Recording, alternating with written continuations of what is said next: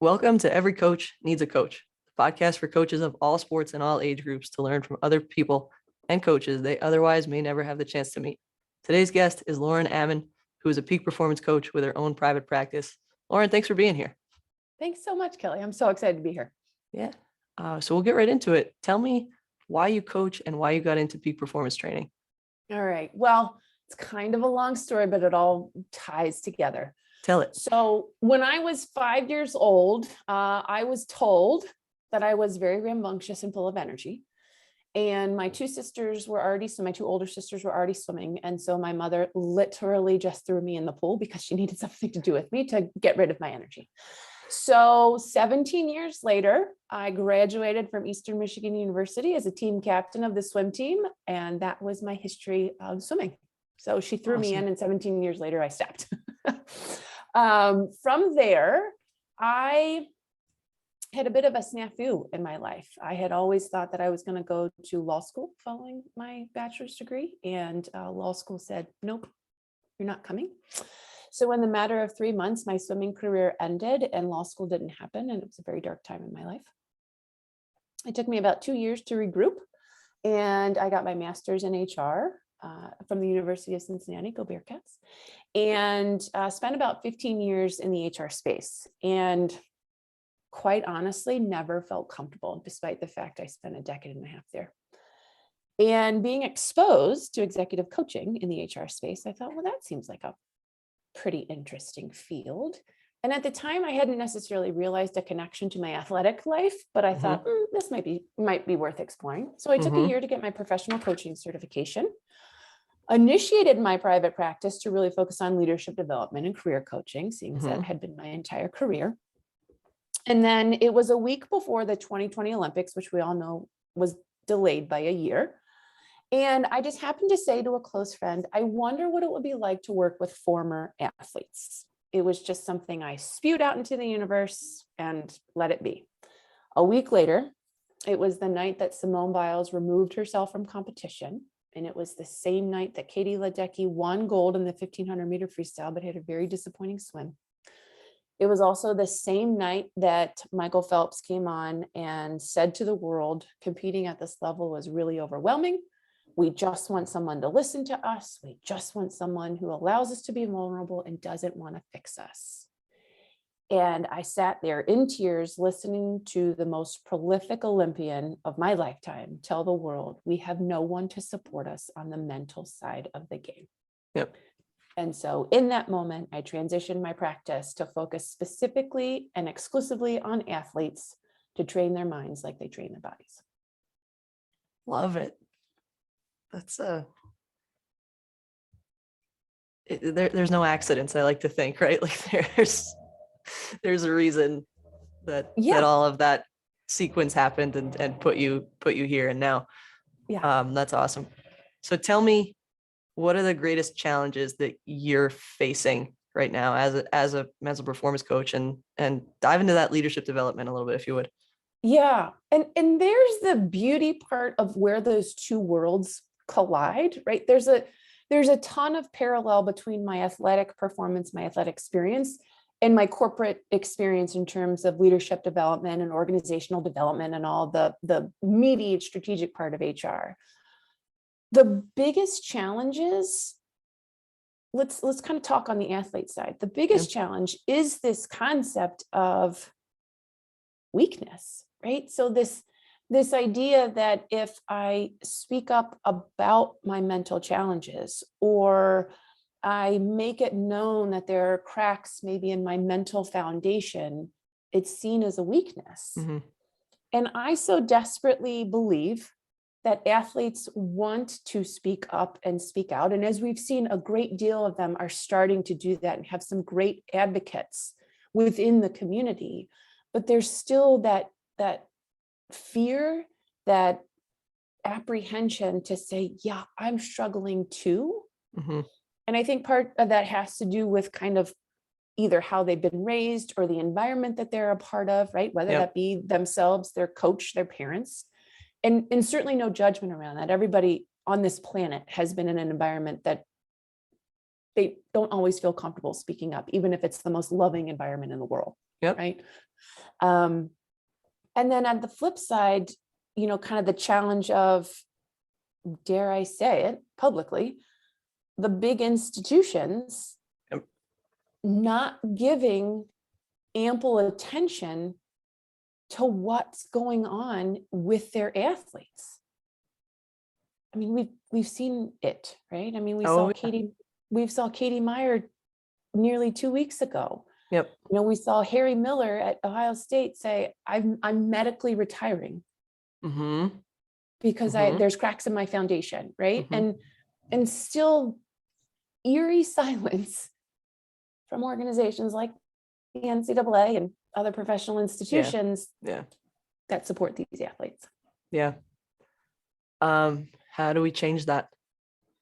I think we just keep talking about it. We keep knocking down these doors and just being really loud and passionate about it, and in a very respectful way, because it's about changing the system, and the system was built in a very specific way, and everyone's gotten comfortable with that system. And like all of these other challenges we're dealing with, it's an opportunity just to keep talking, but doing it in a respectful way of honoring how the system has been built, but challenging it to say, the way the system was built will not last.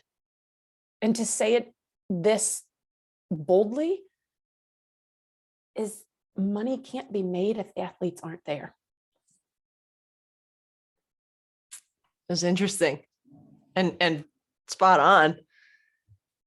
on. Yeah, it's that's really what it comes down to, I think. And it's a shame. But I think, well, it is a shame. The other thing that I think of, and it helps me to grasp, okay, the money thing, sure, the NCAA is about to launch March Madness, and it's, their biggest moneymaker maybe of the year. I don't really know. But along with that comes the excitement, right? Comes the school spirit, comes the alumni support, comes the TV coverage, comes the mom and dad sitting on a couch, or mom and daughter, or mom and son, or dad and son bonding over, where they went to school or where they went to grad school. So sure, along with the money, you're right. If the athletes aren't there, we don't get that stuff either. And that's, I think, the beauty of sport and the excitement about it. And if think about the couch conversations that can happen if XYZ athlete is or isn't there because of what they're going through mentally.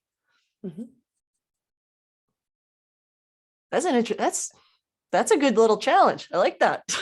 Yeah. And again, not to be so cynical that it's all about the money. I mean, any business is in business to make money, right? And to be respectful of that. But at the same time, you hit on that great point of the couch conversations and the inspiration that comes from watching these athletes do their thing, particularly in March Madness, right? March Madness is one of the most powerful and exciting examples of sports because, you can see Cinderella stories. Think about all the Cinderella stories we've seen and how inspirational that is to see the underdog beat the top dog, right? Yep. Who doesn't love that? Of course. But again, those conversations wouldn't happen, or maybe can't happen moving forward, if we don't get to the point that we're supporting athletes in a way that shows that they're human, and that as much as that excitement and that energy and that passion energizes all of us, there comes this burden, this cloud, this pressure of competing on those big stages. And the stage is relative, right? So whether you're a high school student in your semifinals, and maybe you never go on to play anything else, but in that moment, that's the biggest stage you're ever going to see. And then there's the stage of the Olympics and March Madness, and that's their stage. It's all relative, and all of these athletes are feeling the same things and just looking to be supported well beyond their physical talents. Sure.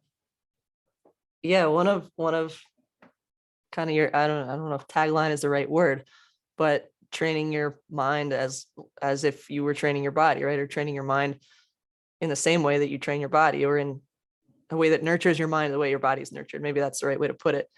Can you share a strategy or two, right? Maybe like certain athletes have warm-ups for their bodies. Do you have something similar to that for a mindset or a mentality perspective? Well, yeah, there's, what I talk about with athletes, so there are 6 contributing factors to performance. But before we get there, the way that I define performance is performance equals connection times ease. So what that means is connection is the entry fee in terms of how connected you feel to the sport. And ask any athlete out there, we start a sport or we get into a sport because we genuinely fall in love with it. And the higher we get in the ranks of our career, the more challenging connection can become because of pressures or burnout or all the different factors that come into, interrupting connection. But if connection is never there, your performance will always suffer. Because think about, even in your everyday life outside of sports, like think of a task that you are just desperately hate, right? There is no connection to it. And so your performance, you're automatically going to give a C- bare minimum because it's like, or maximum, because you hate it. Right. So that's what we talk about first and foremost, that when you think about performance, and if that is a challenging point right now, we first explore the connection. How, on a scale of 1 to 10, I ask athletes, on a scale of 1 to 10, how connected do you feel right now to the sport? And if it's anything less than 8, we dig into why. Yeah. And that why is always connected to the initial why of why they started. Interesting. Tell me more about that, or can you give me an example? Yeah. So for instance, like I'll use myself as an example. Yeah. Connection was never a problem for me when it came to swimming. It's silly to say it this way, but I was deeply in love with the sport. Staring at a black line for 2.5 to 3 hours on end was my happy place. And so that was never suffering until my very last year. Right. And the way that connection doesn't, or the way that connection or the lack of connection manifests itself is, think of an athlete, or, going back to my examples, like every day going to practice was just like, oh my God, like, I do not want to be here. I do not want to wake up at 5:30 in the morning to go swim a 2-hour practice and deal with my coach, or hear, and this was, I'm being fully honest here at the time, like listen to a teammate complain about what's going on, right? There was just nothing about feeling connected to it. And there's a lot behind that story as to why, but as I self-discovered several years outside of the sport, sure. But it's that would be an example of, or every time you go to practice, it's a drain on you, right? And if there's already an initial drain of why you're not connected to the sport, your performance will always suffer. And then there's ease, right? So if connection is established and it's always there, ease is the multiplier. And think of ease as flow, or being in the moment. It's what makes performance effortless. And so you can be connected, but though if you're not at ease, your performance will still suffer, right? Ease is when, you're forcing the performance, or you're forcing it, right? So another example from my point of view was I could find ease no problem in practice. In practice, I would hit paces that even I couldn't imagine sometimes, because there was nothing on the line. I didn't care. I always had tomorrow, right? And then, but come competition, I was so wrapped up in my outcome, even if it was a mundane, just filler kind of meet. There was nothing important about it other than me just being able to show what I've progressed, or how I progressed. But it's that moment where, performance feels forced, and an athlete feels tense, right? It's that thought in the athlete's mind of, oh, holy cow, this is the only performance I have. I have to be 100%. If I'm not 100%, then I haven't shown how I've progressed, right? And then you're literally, there's a physical connection between your mind and your body, as we all know. Mhm. And if that's the thought going through your mind, then you've already cut off the ease. Your muscles respond to the intensity of your thought, and then performance becomes really strained. And so one of the strategies, first and foremost, is to start simplistically and say, of those two variables, where are you off?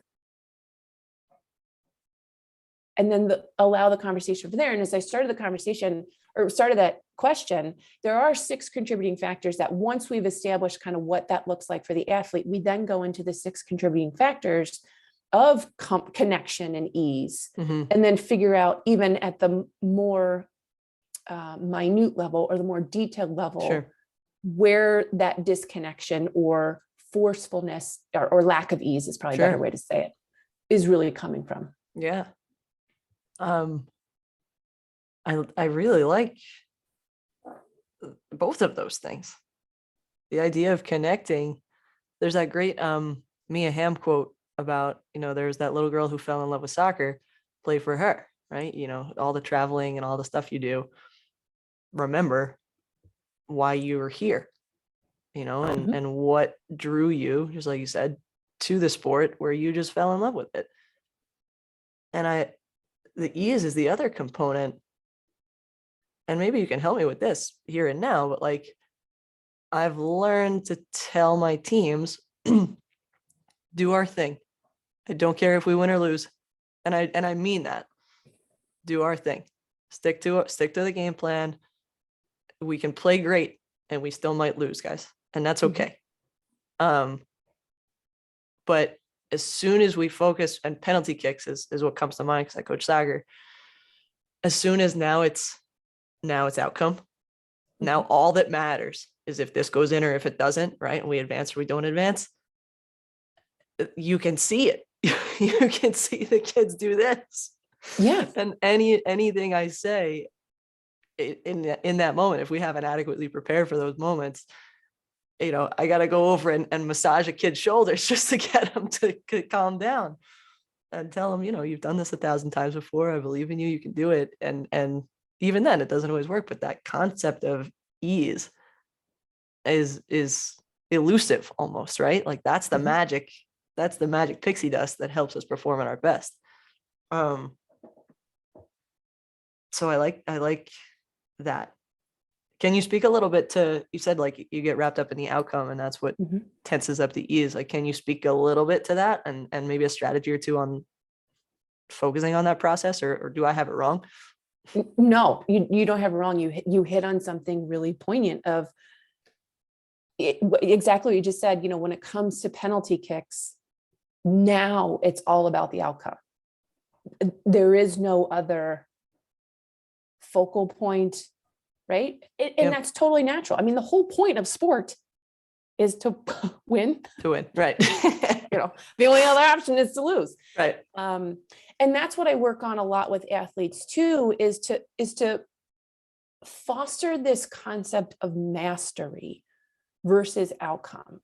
Mastery meaning, how am I showing up as my best for this particular competition and working very diligently to remove the attachment from the outcome.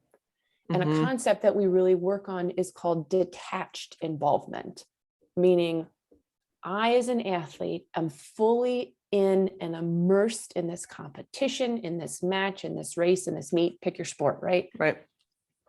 But I am fully detached what happens as a result of it. Because one of the concepts that we talk about too, that I talk about with my clients, is that an outcome is really more of a measurement of how far you've come.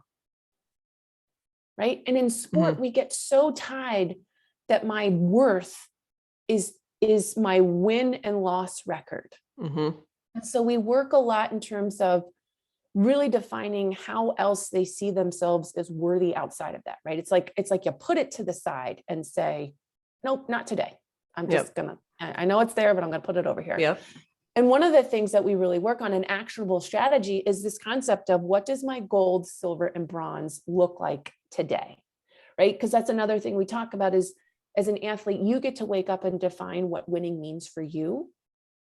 And again, it reinforces that mindset or that concept of I'm detached from this outcome because I get to say what winning means. I'm not wholly reliant on what the external version or definition of that is. Other people's expectation for that. Yeah.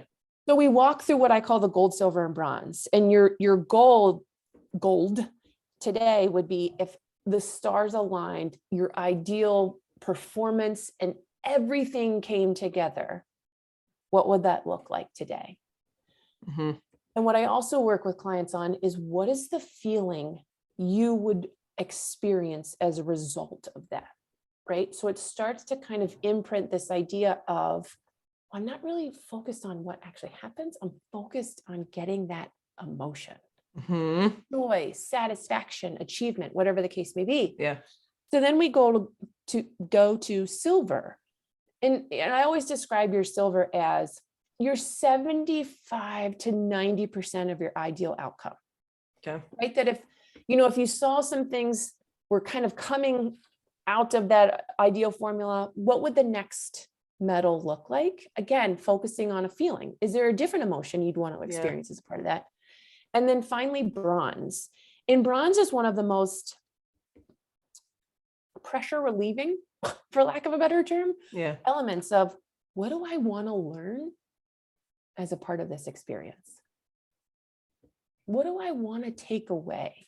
What do I want to say? I'm going to utilize this next time.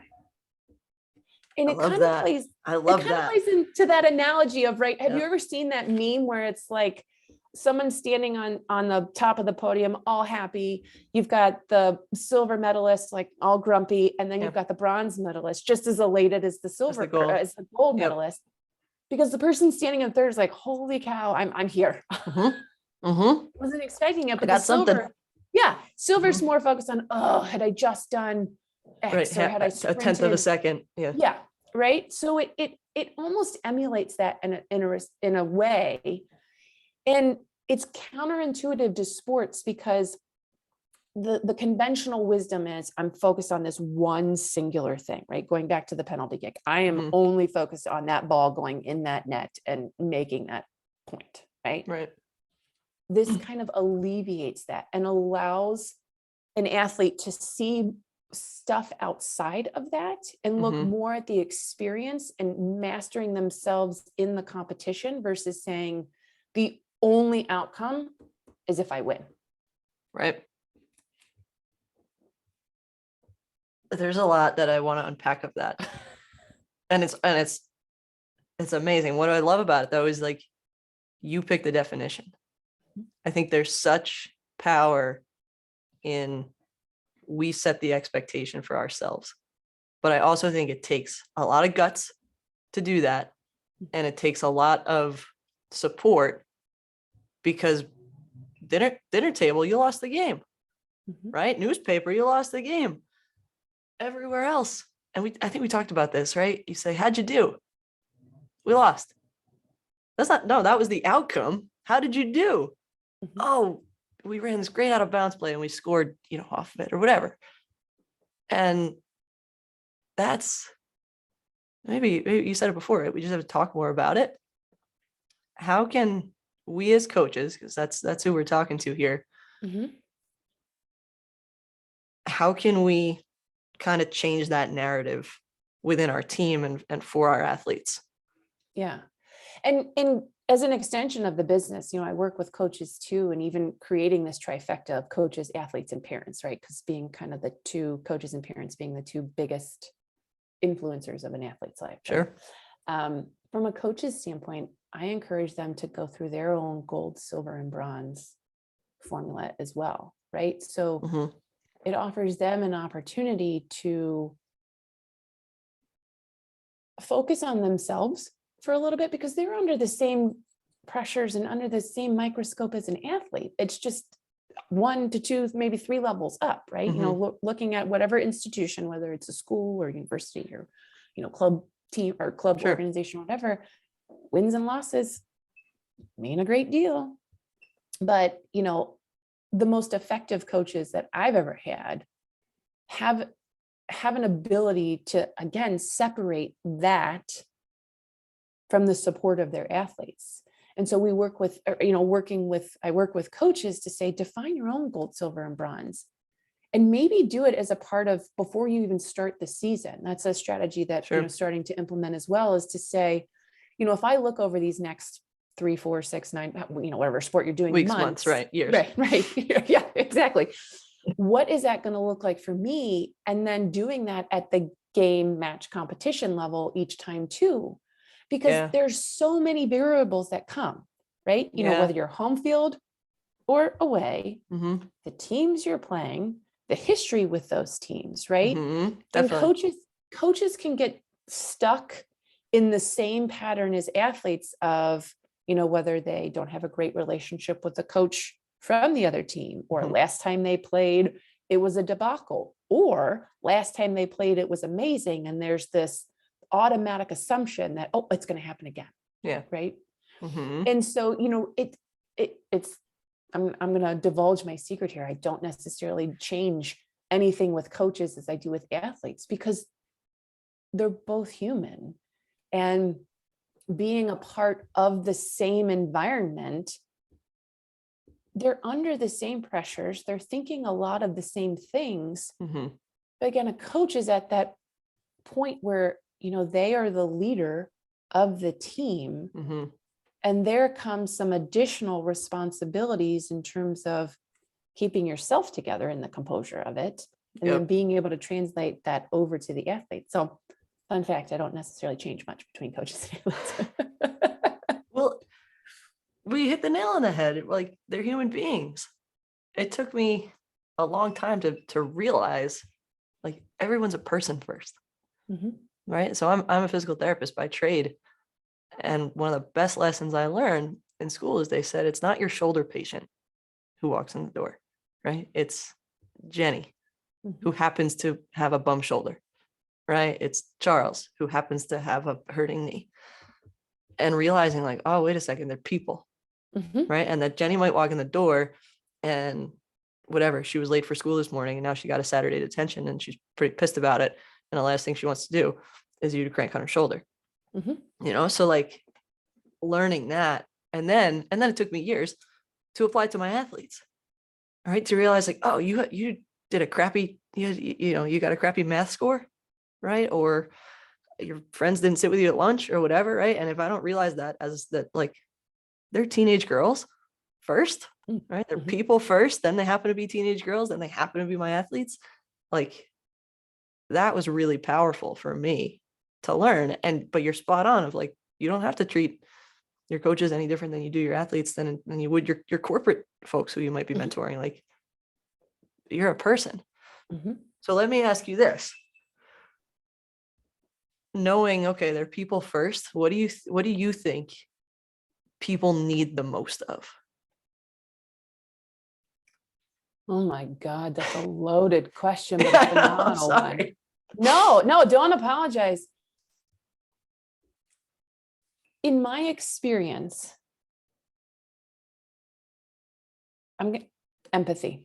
I had 900 different things running through my head, but empathy. And, this concept of, I'm going to say something that's kind of an unpopular opinion, but I don't believe in the conventional definition of emotional intelligence. The one that really says, or, defines it, that it's an understanding of someone else's emotions. I'm a firm believer we can never understand someone else's emotions.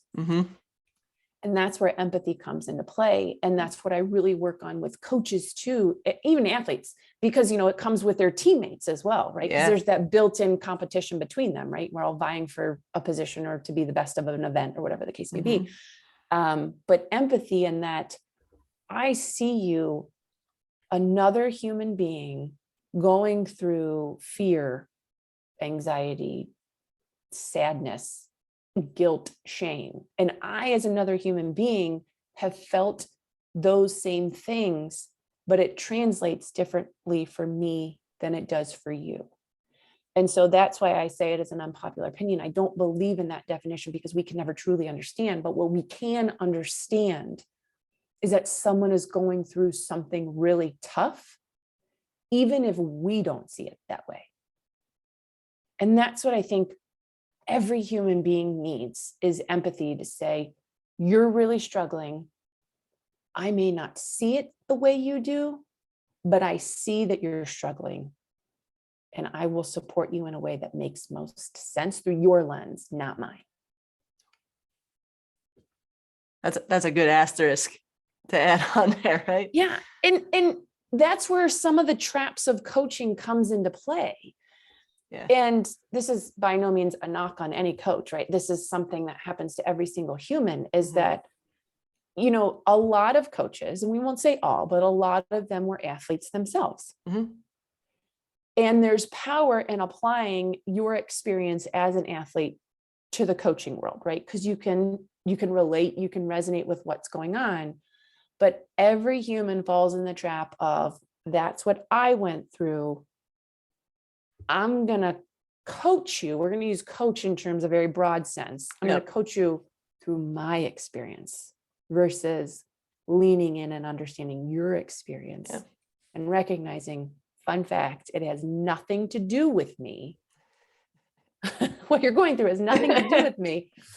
But I'm going to coach you through it through your lens, not mine. That's what I believe every human being needs. That's a great and thorough answer.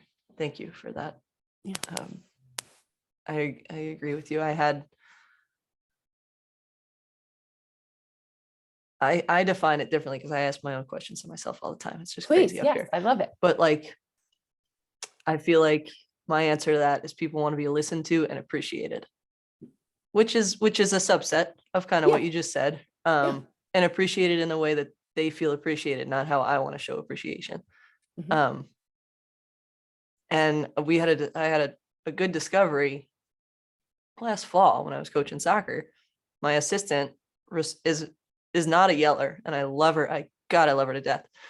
Not a yeller, but responded as an athlete to when coaches yelled. I shut down. I was not. So we learned that about each other. We learned that we have athletes who want us to yell at them. And I'll say to them, if I yell at you, it's going to come off as very ungenuine. You're going to laugh at me because I'm going to totally be out of character. I'm going to be screaming my head off at you. And they're all going to go, what is she doing? But if coach yells at you, if I put coach in charge of yelling at you, because she'll do that, and it might be a little more natural for her to do, we can do that for you, right? You want us to yell? I'm not going to yell at you, right? I'm not going to let my athletic director walk onto the field and see me screaming my head off. He's going to go, what happened to Kelly today? But through their lens, that's kind of the point I'm getting at, of like, well, what do you need from us? And so they don't always get it right. Some of them will say, you know what, I thought I needed that, but that was really scary. Please don't ever do that again. Okay. Yeah. And that's one of the most powerful things a coach can create. It's one of the most powerful environments a coach can create, is what I'm trying to say. Is this idea of psychological safety, of, I have an opportunity. I trust you enough, coach, and you trust me enough to have an open conversation about what works for me as an athlete and what doesn't. And I think one of the most powerful questions a coach can ask, at the start of a relationship, as a relationship develops, because it's going to evolve, and an athlete's needs are going to evolve, is what is the one, from a coaching standpoint, what is the one thing you want me to know in order to coach you more effectively? Because you hit on something that just resonated with me, and it like brought me back to my athletic experience of those exchanges I could have with a coach of, I want you to do this. And then I say he, because most of my, like 99% of my coaches were he's. That didn't work. And I go back and be like, wow, that really messed with me in a way I was not anticipating. Let me try something else. Yeah. Well, and it's that the magic word is trust. Yeah. And there's no substitute for that. Mm-mm. So let me ask you that. How do we build trust? Well, I somehow I knew you were going to ask that question. It starts with empathy. In my formulas, it does start with empathy, because trust is built on, I define trust as built on a foundation of psychological safety, right? And if there's an environment where an athlete feels safe enough to speak up about what they want, that's built on empathy, because the coach has demonstrated to that athlete, again, I may not understand exactly what you're going through, or we just saw the same situation and you reacted one way and I reacted the other, but I'm going to let you have your moment. And I am going to support you through it, even if every fiber in my being disagrees with what's going on right now. And I think that trust, that's where trust starts, is what you were saying of being listened to and appreciated. When someone feels they're in a position to be exactly who they are right now, may not be exactly who they want to be, but if they're in a position to be who they are right now, that builds a significant amount of trust, because there's minimal to no judgment, right? Again, trust is this lack of judgment and complete objectivity. Yeah. I love that. I forget where I first heard it, where a coach told their team, all of you is welcome here. And a kid raised their hand. They're like, don't you mean all of us are welcome here? And he said, no, like all of you. All right. The good, the bad, the ugly, the game-winning shot, or the missed free throw at the end, right? All of you is welcome here. And I was like, how awesome is that? You never hear that. But that's really freaking hard to do as a coach, because I just want the good stuff. Everybody just wants the good stuff. Yeah. But I guess that's like the fun and challenging part, is taking all of them, right? Whether it's a team of one or two, whatever, track athletes or swimmers you're in charge of, or whatever it is, or a football team of 50 kids, and telling all of those kids, like, yep, come as you are. I'm taking you in. I'm going to love you no matter what. And meaning that, that's really hard to do. Yeah. And that's predicated on coaches doing their own self inner work. Yeah. And that's often not, and I don't want to say encouraged, but maybe it's not fostered. Maybe fostered. Yes. Embraced is probably the best term. One, because can be extremely uncomfortable, right? To face yourself and what you've gone through and how that affects you now. And I actually read something today, which was just blew my mind, is that the unconscious mind is 30,000 times more powerful than the conscious mind. Jeez. You remember where you read that? Can you send me that? I can. I will have, it was in a LinkedIn post today. A good friend of mine who's a therapist. And it's true. I mean, think, your brain can only process, and I may get this wrong. So, anybody who listens to this, don't shoot me. I wouldn't quote you. Yeah. It's about, your brain can access about 5% of kind of what's going on around you and what you're conscious of right now. Yeah. But all of the patterns that are deeply ingrained in your brain, or that more accurately, your brain developed in order to process and cope with life, they're always running under the surface. And we've all heard the word triggers, right? We all know that. And that's what's happening, is when there's an outside stimulus, i.e.,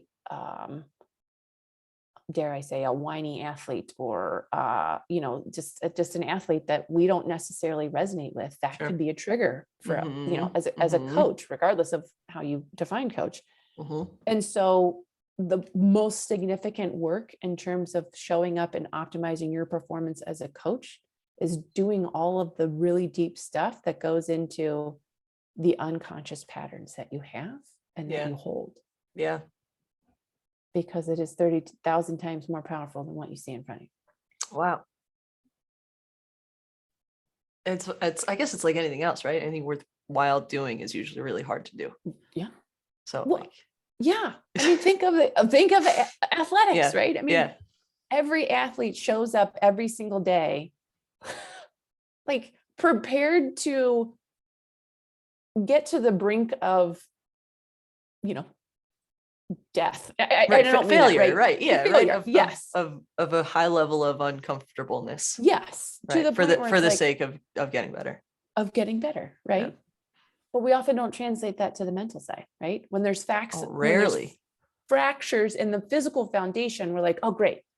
Mhm. We're here to get better, get stronger with rest, recovery, right? I mean, that's the whole point of a practice, is Yep. to tear your muscles to the point Mhm. that they are broken down, and Rebuild. rest and recovery builds them back up. Yep. We don't translate that though to cracks in a mental structure. Because that's scary, man. That's That's scary but to that do. applies to both coaches and athletes, right? Very I mean, much, look at yeah. all these coaches who clearly have, had their own personal demons, right? Yeah. I mean, Urban Meyer, right? I mean, that Right. guy, Right. I needs to see somebody. Right. Well, But yes. well, like, and we talked about this when I first talked to you, like Ted Lasso, right? Who we're both big fans of. That has finally given us a role model, an archetype of like, yep, let's talk about this. Let's get to the root of our own stuff. And like, you can like tough love your people, but you got to remember the love part. And up until, I don't know, not long ago, maybe 2 or 3 years ago, the only examples we had, the only stuff showing up on ESPN was these crazy guys. So that's all we've kind of seen, and that's what kids have seen. And so I think having the best teacher is an example, right, of seeing, oh, it can be done. So I think it's in its infantile stages here, but people like you who are recognizing that and who are doing something about it, which is amazing, and like kind of going out on a ledge, and you're doing your own thing, and I so admire that about you. It needs to be done, right? You're friggin' pioneering this play, right? You're leading the charge, and it's, I hope that in 50 years, how we look at smoking now and we're like, how on earth could you have thought that was good for you, right? Like, I hope that in 50 years they're like, how in the world, like, did we teach this way or coach this way or be athletes this way? I hope that's the direction that's going, and I just want to acknowledge and appreciate you for what you're doing. Oh, well, I appreciate that so much. And thank you for bringing up Ted Lasso, one, because it's amazing, and goodness gracious, I hope those episodes come back soon. I know. But what I want to call attention to, and, for all the coaches and listeners out there, is if you've watched the show, and if you haven't, go watch it immediately. If you've watched the show, though, watching Ted in his own struggles as the coach, and even though on the surface he demonstrates an empathetic, trustworthy, though depending on the character, that might not necessarily be the vantage point, but that he was also facing his own demons. And he was also facing the struggle to face those demons. And it's just a perfect, art meets reality, or whatever that phrase is, right? Where Sure. art mimics life, or whatever. Yeah. And from a pop culture standpoint, hoping that is also another advocate for this kind of work, because there's so many resources out there who are doing this work. But again, there's not a ton of talk about it. And we've had sports psychologists for how long, right? I mean, they were around when I was in college. Don't want to say how many years ago, but they weren't utilized. Right. And I was talking to a very prominent athlete who was a collegiate athlete and actually went on to be an Olympian. I won't say what sport, but the governing body of that sport, I asked, what was his experience of, having resources like me or something similar. And the response was, there is no direct access given or Mhm. even spoken about within that organization for the athletes. Jeez. And so it's an opportunity just to keep beating this drum. Again, watch Ted Lasso if you haven't, and really kind of seeing the power behind this kind of work. Yeah. And, you know, whenever anyone asks, sometimes I'll say, I'm Dr. Sharon without the doctor. Yeah. Yeah.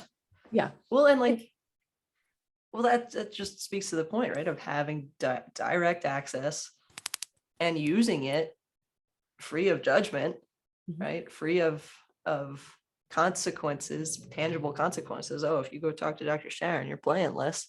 No, everybody on the team went and talked to Dr. Sharon, and the team got way better because of it. Mhm. So, but it's funny because they brought Dr. Sharon in, because I'll give a spoiler here. I think most of my folks listen or have watched Ted Lasso, right? But when Danny Rojas hit the dog on his penalty kick, right, and he couldn't play anymore, right? So it took an event to act as the catalyst of, oh my gosh, we could all benefit from this, Mhm. right? And it shouldn't necessarily come to that, but it's just an interesting take. And like I said, I hope that this is the front lines of this, and it's very surface level now, but I hope that 50 years from now we look back and roll our eyes and say, oh my god, I can't believe it took that long Mhm. to change and do. Awesome. Lauren, is there anything else you want our audience and listeners to know, either about you, if you could speak directly to an audience of, usually it's high school coaches who are listening here, anything you would want to tell them? First and foremost, give yourself the time and space. You know, coaching can be a thankless job, particularly at the high school level, right? You know, you've got athletes at all levels, and you've got parents, right? You know, I think we all know the struggles that some parents can present, but give yourself time and space to honor yourself in the journey, and the power and support you provide athletes. And if you are struggling with your own mental game, go within, right? Take a moment to jot down your why, as Simon Sinek always encourages, start Mm-hmm. with why.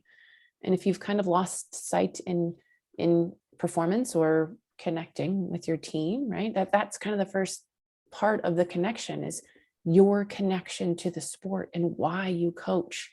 Mm-hmm. And it wasn't for the wins. I can almost guarantee you didn't start for the wins. So what is it? And if you've lost sight of it, go deep. And, you know, while I focus a lot on athletes, I'm always open to talking with coaches as well. And if you just want some outside support or an outside vantage point, I'm always open to talking to coaches. That's awesome. You just kind of drew it in a full circle, right? Of connection times ease equals performance. It's the same for us as coaches of our reason why we started. And then ease too. I have felt like flow as a coach, right? And it's this miraculous little thing, but it goes back to what you said about silver, bronze, and gold, of that feeling you generate. And I think there's such power in that. And I think we have to kind of practice what we preach there, right? And maybe it's worthwhile of take. I downloaded your worksheet, which I'll link, and I encourage everybody to do, of that bronze, silver, gold, and I'm going to print 40 of them and give them to my kids, and we'll do it for the year, and then maybe we'll break it out before a game or two. Say, guys, what's it going to look like? To give us the time to do that, because I think we're so focused on, give me this extra 15 minutes so I could go over the sidelines out of bounds plays. And it's like, well, maybe that extra 15 minutes would be better spent like in here. And it's scary, and it's unconventional to do, and to color outside the lines there. I think that's where it is heading though. And I think that's kind of where it should head. Yeah. So I really appreciate that the advice you give us of honor yourself and give yourself some time and space. Because you said it, and there's a lot to manage, but if we can step back and understand, like, all right, this is why, right? I didn't get into coaching because I wanted to stay after school for 4 hours and talk to a kid about, right? I didn't do that. That wasn't why. But just knowing like that's where it's okay, Mhm. right? It's okay. Step back, look, right? Enjoy your time with your kids, because it can be magical or it can be a Mhm. nightmare, Mhm. depending on what you let it. Right. That's awesome. I want to ask you another thing too before we kind of close up here. We could do a whole nother interview, I bet. The question you wish the coaches ask their athletes, which is, Mhm. what's the one thing you want me to know in order to coach you more efficiently? Is there a follow-up to that? Is there a list of questions that you would want coaches to ask their athletes to best support them? Oh, that's a good question. What's funny, like as a trained coach, right? That's the whole point of like figuring. It was kind of based on what they say, to then dig further. But and this is a more generic versus very specific question. But when athletes use a word like, oh gosh, what would be an example of like, I want you to push me harder, right? Let's just say an athlete said, I want you to push me harder. As a coach, and this goes back to seeing it through their lens versus yours, dig deeper into, okay, what does push mean for you?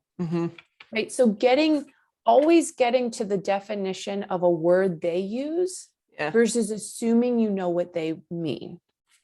Yep. And that's one simple strategy to kind of get out of your own view and put it into theirs. Yeah. And that's the whole, I'll give you a little circuit into quote unquote professional coaching. I shouldn't say quote unquote, it is a profession. It is just digging into the words that people use. Right. And that's a part of what's called objective listening, in terms of I'm really listening to hear what you say versus putting my meaning into everything you're saying. Because when we put the meaning of our own stuff in there, we start to make assumptions. Yeah. It's like, and then when because if you're defining from your vantage point of push, you might scream, not you specifically, but you as a coach might scream and yell, when really they mean push is, can you just call me to the side and, give me an encouraging word? That could be push for them. Or, I'm one of the people who responded well to like, get your ass in there and do your thing. Right. Like for me, that would have been push, but I would have said, don't do it publicly. Publicly is not going to be what it is for me. You've got to pull me aside, kind of ream me a new one and let me get back in there and define it for myself. It's funny you say that. I love that's your follow-up there, and I'll let that rest, because I think it's great. I've asked my kids, if you had a superpower, what would it be? And then you get the typical answers. I would fly, I'd be invisible, whatever. If I could have a superpower, it's perfect communication. Right? Exactly what I say is exactly what you understand, because it's such I have learned that the hard way and a little bit the easy way, where you have to ask. My husband hates it. Honey, what do you mean by that? Honey, what, like he said it to me the other day. He was like, you are driving me crazy with the questions. And I'm like, it's because that's how I have to learn. Right? We just can define things so differently, and getting on the same page, and not necessarily agreeing with the page, but understanding like, oh, I didn't know that's what you meant. Right. And we've gotten more comfortable, and I've gotten more comfortable with my athletes of saying, I misunderstood that. Right. I've had conversations where I said, that's what you heard. Did I say that? I didn't mean that. Right. And it's happened to all of us. So asking, I like that term, objective listening. That's awesome. That's really concrete, helpful information that I think can change a lot of kids' experiences if the coaches who are listening can apply that. That's amazing. Yeah. And you hit a point, and I'm going to wrap this up. Go ahead. Yeah. That helps minimize triggers for you as a coach, right? Because think of it that way, that if you're digging so far into what they mean versus making the assumption, and then when it's misinterpreted and comes back to you, you're like, well, what the hell? That's not at all what I thought, or that's not at all what I meant. it creates again, a level of trust, and goes back to exactly what you said, people who want to be listened to and appreciated. How much more can that be lived than asking what they mean and what's going on, right? Yeah. And you'll blow people's minds the minute you ask what they mean by something. I mean, your husband might be like, oh God, another one. Yes. But in the very beginning, it's like, oh, well, no one's asked me what I meant by that. And it gives the athletes an opportunity to really dig into what it actually means for them. Mm-hmm. And then to your point, goes back to, that didn't really work out. Let me rephrase. Yeah. Yep. It's funny, and I've taken to doing this too, is now if we have a meeting with a kid before, whatever, 5 minutes or 35 minutes, I'll say to them in one sentence, what's your take on this meeting? So that I understand so I can try to understand what you're walking away with. Mm-hmm. And those have been really insightful to learn about. Because again, we're not all of us are great listeners. Even the best listeners aren't always great listeners. Mm-hmm. And they're high school kids. So you have a 35-minute meeting and they walk out and they feel something. And I want to know what they feel. Mm-hmm. So I find that it goes back to some things we talked about have your own definitions of things, set your own expectations for what does winning look like. Mm-hmm. Again, that gold, silver, bronze, I really like that. So I'm gonna steal that of yours. Thank you. No, I'm steal away. Another question that you could ask too is, in what are you feeling, right? And pushing them to get to a very specific emotion versus how are you feeling, right? People can interpret that in terms of, no, I'm feeling great right now. No, what are you feeling? That could be really uncomfortable. Oh, for sure. for everybody in the room. Yeah. But again, that's a superpower of a coach, is to really dig into to get very specific information from the athlete, because only then will you be able to apply that. Yeah. And we touched on it before, but we didn't outright say you don't coach a sport, you coach humans. Yeah. And with every human comes all the ton. Yeah, like all the baggage we all carried around. Some of it is just heavier than others. Yeah. But again, the weight is relative. So the what are you feeling could be a great conversation. That's ender. Great. Yeah. And get them to dig into an emotion, like get them to say an emotion versus I'm oftentimes. Fine. Yeah, I'm fine. Oh gosh, fine is my least favorite word in the planet.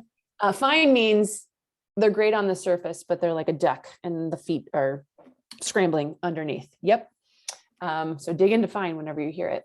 I know, by the way, everybody knows when a woman says it, don't believe her. Right. What were you going to say? I'm sorry, I interrupted you. No, that's okay. Is to get to that emotion, because that emotion is going to give you some pretty significant insight behind it, right? Versus maybe just saying a thought. Because oftentimes when people are saying, how are you feeling? They'll say a thought versus an emotion. Yeah. Interesting. Awesome. I'm telling you, we could do a whole another interview. But I want to be respectful of your time. Before we finish, I have two other questions for you. Yeah. I'm going to ask one now, which is, what's a resource that you would recommend to coaches to help them in this space of improving their athletes' peak performance or supporting their mental side of the game? Well, I'm going to reference a book that I think has been monumental, and it's called Every Moment Matters by John F. Sullivan. Sure. And it's written specifically for coaches. It's pretty powerful. And even as a coach, even so specific to athletes, it's been pretty significant in terms of, being able to see it from both sides of the equation. Awesome. Mm-hmm. All right. I'll order it right now. Thank you for that. Are there other ones we should know about? I'm a simplistic person. I like to do one thing at a time. So it's a pretty thick book. Okay. But it's got a lot of great information, and he's another one who touts, go within first. Awesome. Okay. So I'll order it right now. Awesome. And then before I ask the last question, which is very simple, I just want to say thank you for doing what you do. I want to acknowledge what you do as tremendously important. You said you're a pioneer, and I hope to help as best I can in leading that charge. Right, you're at the front, and I'm pushing from behind, Lauren, because I don't know that I could do what you do exactly. But the support you're providing athletes and coaches is tremendous, and I want to acknowledge you and thank you for stepping out of your comfort zone and starting what you've started, because it's inspiring. Oh, well, thank you so much. And I appreciate the opportunity to be here and to have this great conversation with you. And, you know, my whole vantage point is we're walking together, right? I like that. Yeah. This I like that. is going to take everybody, athletes, parents, coaches, institutions together. So we're all in this together, and this is a team effort. Definitely. Oh, I love that. Awesome. So the last question is simple, which is, if people want to learn more about you, reach out to you, where are you most active, and where can they find you? Yeah. So I'm most active on LinkedIn, actually, under Lauren Ammon. And then you'll see AACC, which is some of my coaching credentials. But again, you can also find me on laurenammon.com, which is my website. And I know you said you'll create a link to the gold, silver, bronze, but it's laurenammon.com/guaranteed-win. Roger that. Awesome. Again, Lauren, thank you. This has been really fun. Yes, thank you so much. It's been a great conversation. Yeah.